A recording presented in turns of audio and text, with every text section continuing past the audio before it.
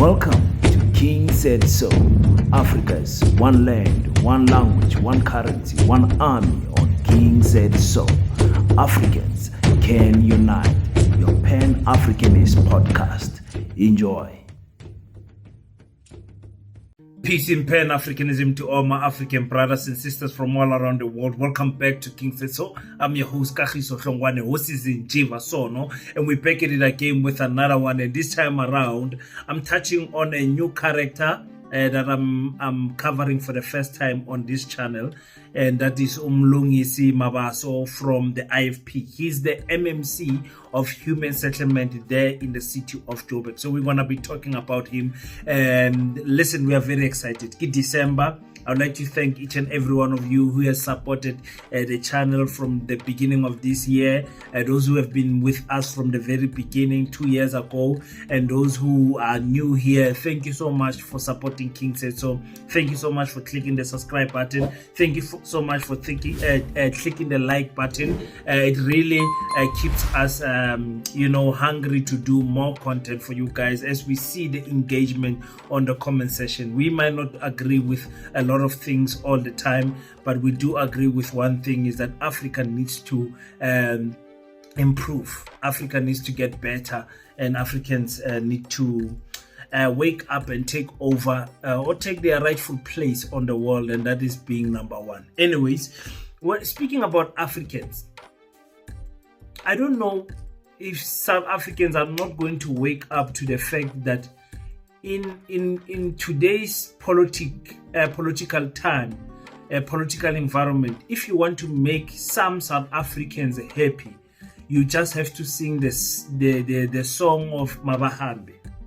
You just have to tell people that people are taking your jobs, foreigners are taking your jobs, and you have to be limited in your mindset and just attack foreign nations, in black in particular. And South Africans will be happy with you. The majority, not everyone. And I ask myself, South Africans, Kantinina, are you going to be employees forever? Are you happy, you guys, of being employed? The British came here, they employed you. You are employees. The Dutch, the Afrikaners came here, they employed you. The Chinese came here, they employed you. The Indians are coming here, they employ you. All you do as black South Africans is fight for jobs, and you are not sick of it. And politicians can see that all you want is to just to have a job. That's why you saw Elon Musk's father saying, we gave them jobs. We fed them. They went from skinny people to big, strong people. We fed them. That is what... Seriously? Yes, of course. You see, if you take South Africa, we have a small white population that projects the European culture, or what we learned from Europe. And oppressed millions of black people. No. For decades. How do you oppress? We gave them work, we fed them. They grew from a tiny little group into a massive group. That's not oppression, that's feeding them. Do you understand? You only grow big if you get fed. You only start at 800 and become 50 million if you get fed. We fed them. Why they don't take us serious is because we don't see ourselves as more. And politicians are playing with our minds to say, okay, South Africans, all they need is just a job, just a job. Don't tell them anything else. They cannot be bigger than what their environment or their mindset puts them to be. So just tell them, we're going to get you jobs. We're going to get you basic jobs. We're going to give you basic education. This is why we need Paseta in this country. This is why we need Paseta in the entire African continent. So today, I'm speaking about Mlungisi. Mlungisi, like I said, MMC of Human Settlement. And he goes around podcasts, he goes around everywhere, every chance that he gets to also fight that fight of Action SA, foreigners must go, Patriotic Alliance, foreigners must go, MK Political Party, foreigners must go, and I'm going to prove to you guys every time that it's not about illegality of the foreigner, it's about foreigners must go, full stop. Dudula can debate it, Much and Much can debate it. South Africans, the ones that are out there in social media and some of them underground, they want all foreigners to go. They don't say it, but their actions is telling us that it is so. So I'm going to show you one more time today. So let me start with Mlungisi. Mlungisi was in a podcast, and he was saying things that, you know what, I keep on thinking to myself, do South Africans listen to these politicians? Or are you just all right just to be played around with words? You guys don't want Anfunu Mamela. This politician can just say anything, and you're like, yeah, Velo, you are right, man. Yeah, Velo, our jobs are going. No, Bafet. Let's bring Uputu Mlungisi, and let's hear quickly. And please listen very carefully. Listen, because I'm going to play this clip once. Can't really progress when we have not dealt with undocumented foreign nationals in the country. They are accessing services which are very limited. They are consuming our resources which are very limited. They have taken over our local economy, which we should be using as a country to grow our economy, to assist in terms of eradicating this unemployment rate in the country, but also. Let me stop him there. Let me stop him. I'm gonna play the clip more for you guys. Let me stop him there. We cannot progress in this country if we don't deal with the issue of foreigners in our country. When you guys think foreigners, you think Africans. When I think foreigners, I think the Dutch, the Europeans, all of those people. When I think foreigners, that's a foreigner to me. And let me explain why. He says they are accessing services that are limited. I can tell you that the Dutch and the British, they access services that are limited in Africa from day one they set foot here. You understand? They are accumulating, they are eating the resources that are limited. You cannot put that on foreigners. So you cannot limit us to just clinics and public hospital and public schools, Tina, as Africans. The people that are taking the resources that are limited is the Dutch. It's the British, it's the Americans. Those are the people that are taking the minerals. You guys want to focus on small things, on handouts, free healthcare, free education, basic education. That's what you guys want. You want to fight for those crumbs. You know, things like that. They have, he says they have taken over the local economy. Well, then the international economy, the South African GDP as a whole has been taken away from us as African people. You want us to focus on local economy? Hair salons? Nail technicians? You know, spaza shop, that's what we must focus on. That whole industry does not even bring 5% of the GDP of our country. That's what we South Africans deserve. We deserve the crumbs. We deserve the small things. They are taking the local economy. While mines, the minerals have been shipped out of our country each and every day. They're on the Devon port. Diamonds are going. Gold is going. Coal is going. Iron is going. Everything is going. Platinum is going. Everything is going out of our country. Tina, we must just focus on the smaller nyana jobs. Smaller nyana. Vugani man, ma Africa, vugani man. Come on, man. This cannot be our life forever. Begging for jobs, begging. Everyone that comes to South Africa must employ us. What is wrong with us? What is wrong with our thinking as South Africans? Everyone must employ us. There's no one that does that. Even the Nigerians, they come here, they employ us because South Africans don't want to open businesses. The education system does not allow our people to think abroad, like South African going from here, go to China and open a business.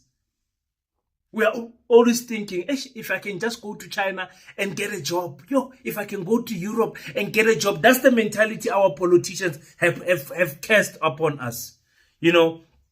And he says that the local economy that we must be using to grow our economy. I don't know what nonsense is he talking there. And he says we must be using that local economy to eradicate unemployment. Again, it's the employment story. Let's just make them happy. Let's tell South Africans we're going to give you jobs. Let's not improve the education system. It's all right the way it is.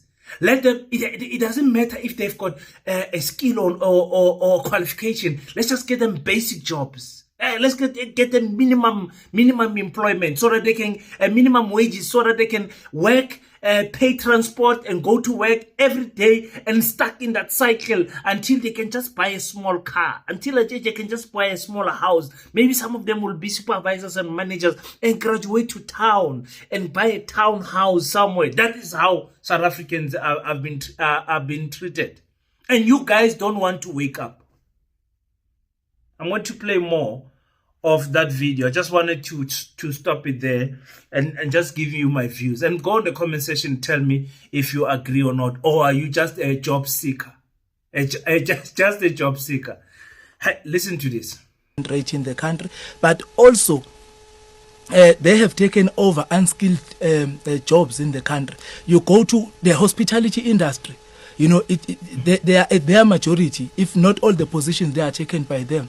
While you've got South Africans sitting at home with their matrics, no access to job opportunities, because you've got these foreign nationals that have taken over all the employment in the hospitality industry. The taxi, the truck drivers, the Uber drivers, e-hailing, they are everywhere. And yet you've got high unemployment rate in the country. Something that those positions, we should be utilizing them to address the unemployment in the country, especially the unskilled laborers. We should be sourcing them from South Africans. But what companies do, they employ these ones because they pay them cheap, you know, and that's why they prefer them over South Africans, because our laws, you know, they protect employees against exploitation and abuse by the employers. Now, because ours, they've got rights, now they go for these foreign nationals because they do not have rights.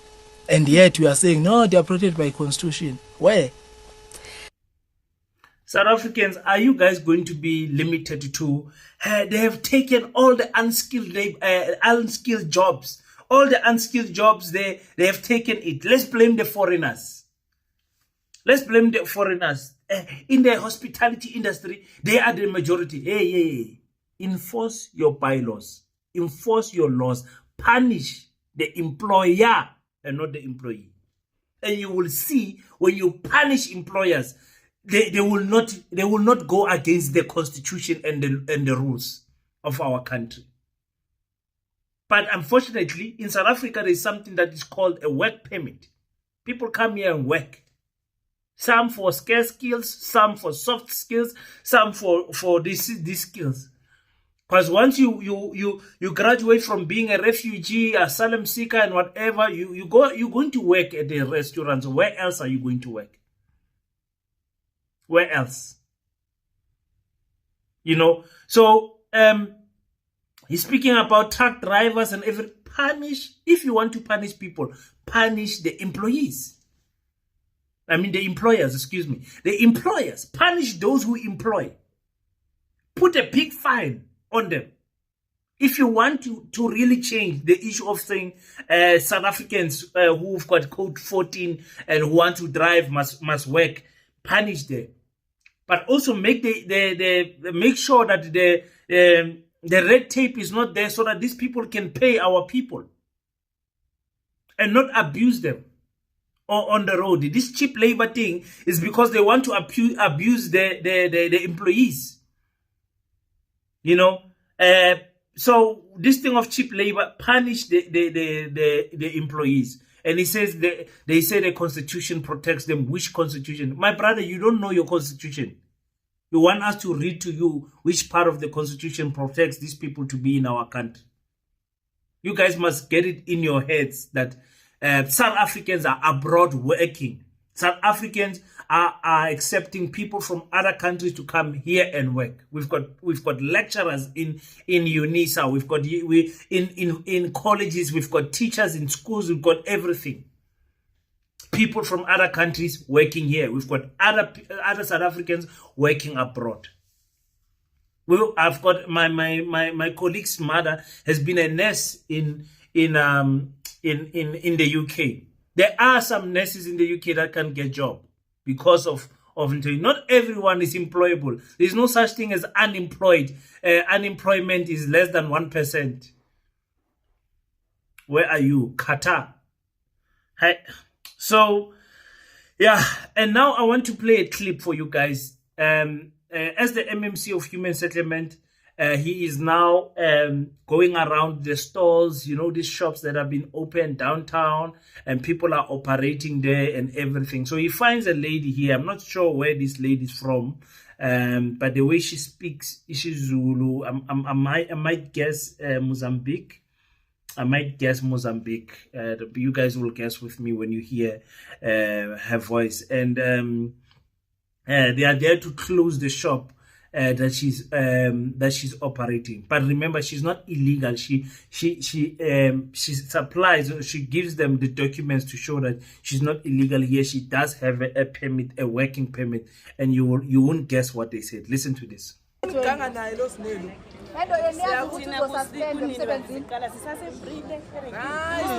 umthetho awuvumi ukuthi ube nesitoli la sithi-ke thina sikutshena in advance mama ukuthi sizoyithatha lezi yitendi lezi sizoyithatha sinikeze abantu abaqualifayayo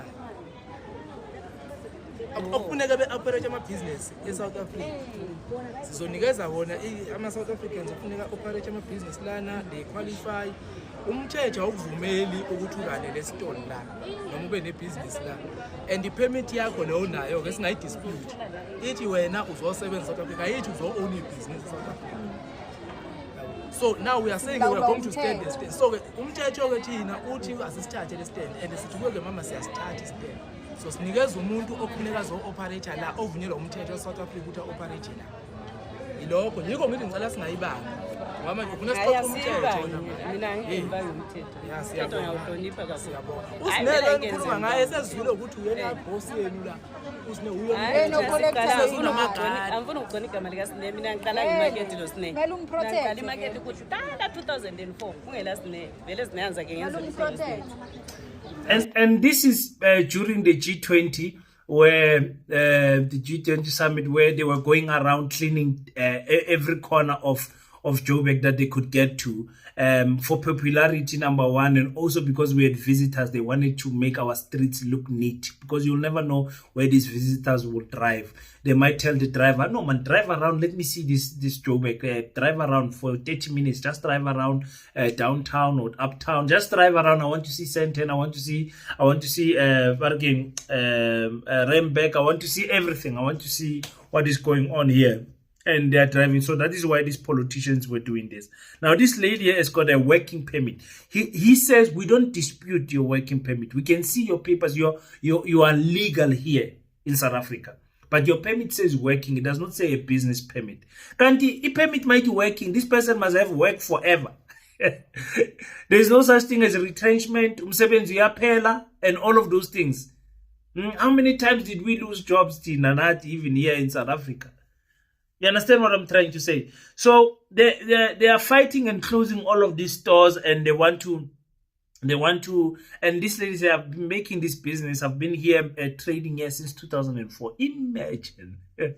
Imagine. She's legal here. Oh, umsebenzi mawuphela, what must she do? She must not think and start her own business. She must not, she umsebenzi mawuphelile, she must go back home. When she came here for work, she must go back home. Man, guys, sebenzisani ingqondo nani. Sebenzisani ingqondo zenu, please, man, I'm begging you. So, all I'm saying in this video is that politicians will use this against us, as if again.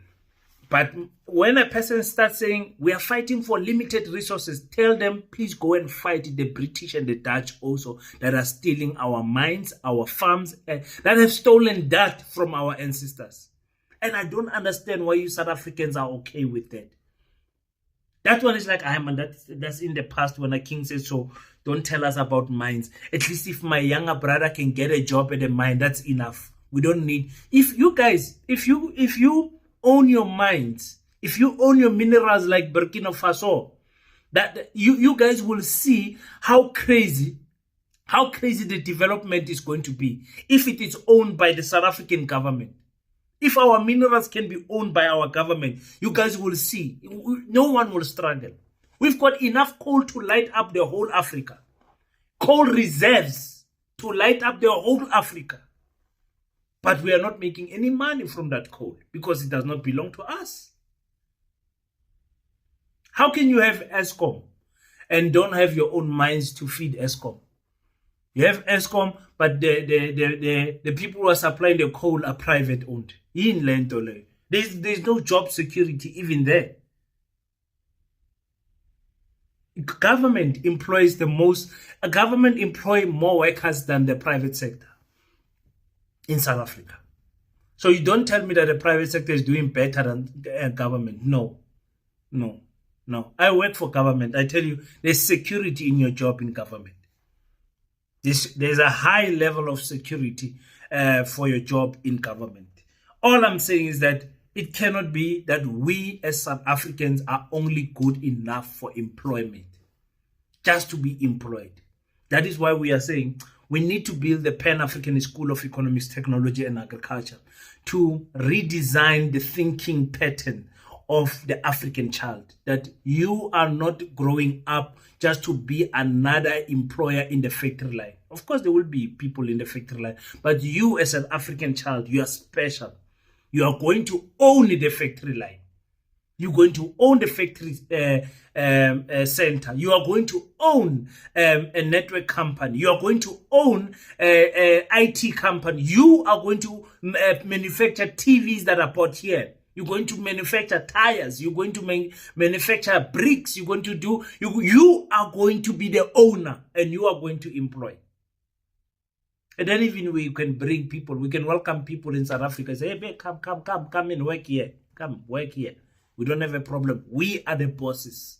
We cannot be employed by the British, then be employed by the Dutch, then employed by the Chinese. The Indians are coming here and employing us normal South Africans, man. Come on. Come on. And if you agree with that, we are trying to build a school by the name of Paseta, and we are asking people to donate 50 rand. Say, please donate 50 rand. We are building a school. We are building it slowly because, people are slow to catch up in things. Some are going to wake up when the school is starting to look beautiful and they say, wow, this school is nice. Let me invest. But some of you understand what we are trying to do. We are saying other races are investing in the future of their children. Our race, we are investing in marching and complaining so that we can get employment. We don't change the way we think. We don't change our education system. So it means the next generation will think like us. And if we don't change that pattern, if we don't break that chain, we're going to have the next generation still marching and still complaining and looking at government and say, feed us. Where are the jobs? Where is the what you call where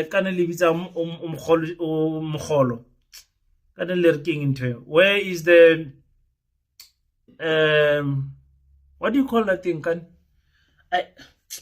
Just looking at how government can assist us with 750. My mind is now blocked. It's early in the morning and it's December. So that's for me. I want us to just donate to the Pan-African School. Let's build the school. Let's change the curriculum. Let's see if we cannot change the thinking pattern of the next generation. That's all we are asking. So 50 rand is December now. Just send the 50 rand. It's enough for us. We will keep those 50 rand together. Once those 50 rand make meaningful money, and then we will then build. We are going to build we're going to finish the gate with the guard room. Then we're going to do the parking and the reception area. From the reception area, we're going to build the classes. It's up to you and me how fast that process can go. Thank you so much, ladies and gentlemen, for everyone who has donated to the Pan-African School of Economics, Technology and Agriculture. IFP looks like they are in the same politics as the MK political party, Labour Desk, and the what you call Action SA, the PA, same thing. For me, I see the same thing. So you leave your thoughts on the comment section. I know some of you are going to 100% agree with that because it goes and attacks African people and you are happy with that. And it goes and attacks jobs. And you guys don't want ownership. You want inclusiveness. You want to be included so that you can just work and get something and go home. That's the type of mindset you have. I cannot fight you, my African brother and sister. All I can do is give you information and hope that one day you will wake up. Until we meet meet again, don't forget to pray. But after you pray, stand up, African child. Do your best so that God can do the rest. Peace and pan-Africanism. I salute you.